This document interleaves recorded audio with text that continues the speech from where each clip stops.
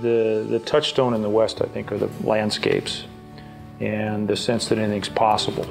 The same draw that was so vivid and alive 100+ years ago is still there. And all you have to do is walk outside anywhere in the West and these big skies and big landscapes, and it feels great to be alive. People talk about Western values. There's no doubt that there's a rugged individualism, but there's also the underneath of a cooperative attitude of working with each other. You watch the great Westerns, it wasn't the two gunfighters standing on the street that settled and built the West. It was the people on the board sidewalks, the merchants, the mother, the school teacher, the local rancher. They were the people that came to the West to make a new life. My father was born in St. John's, in a small little community on the Arizona-New Mexico border.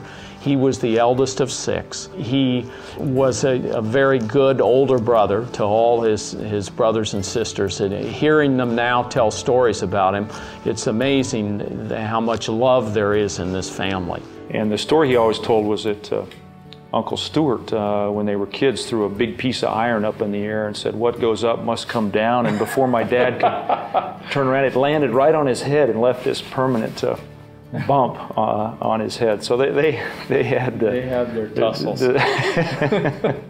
But I also have to say about Mark's father, he was like a second dad to me.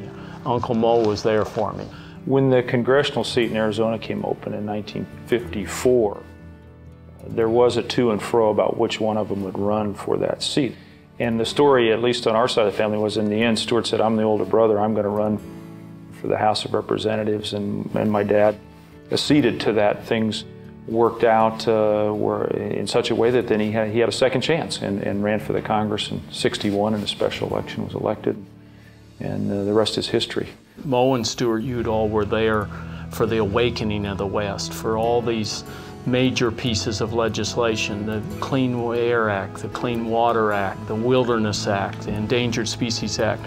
Dad would be very proud of what he did in Alaska, the Alaska Lands Act and the Alaska Native Indian Lands work that they did as well, and 2 very seminal pieces of legislation that empowered the Native American and Inuit communities in Alaska to pursue their own progress in the way they defined it. Here were 2 brothers working together. Mo was in the House, chairman of the committee. My father was Secretary of Interior, and so it's a great story about 2 brothers working together to help Native people.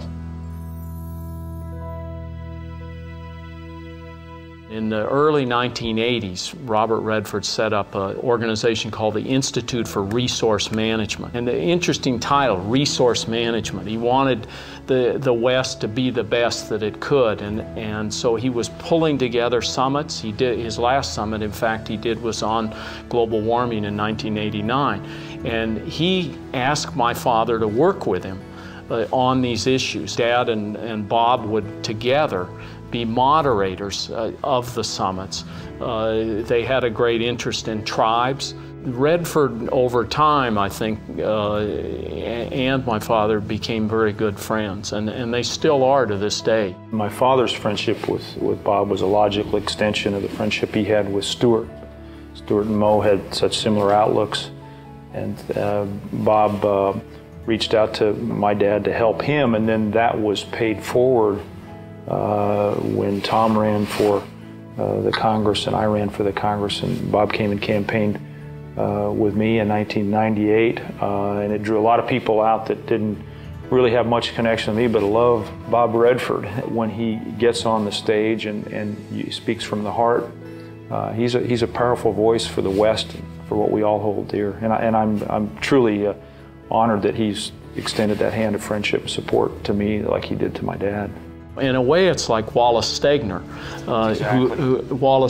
who said, you know, our challenge is, and I'm just paraphrasing here, but our challenge is to create a society that is as majestic as our surroundings.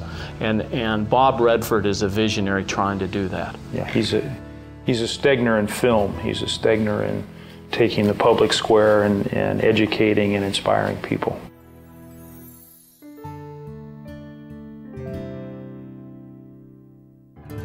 After Dad got out of office, he did some pretty courageous, forward-looking things. Uncle Stuart was a policy visionary. He was an intellectual entrepreneur.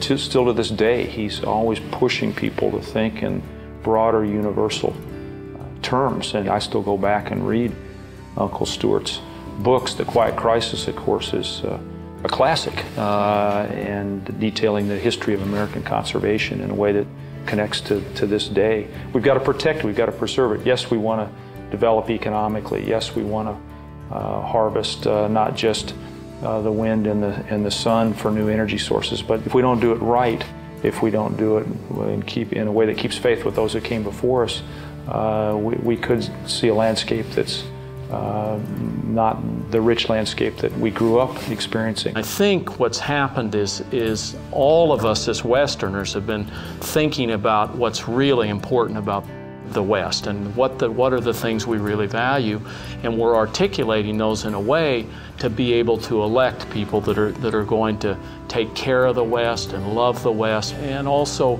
utilize it with wise stewardship. Nobody can fill Mo or Stu Udall's shoes, but we can observe where those footprints lead, and then we can continue in that direction.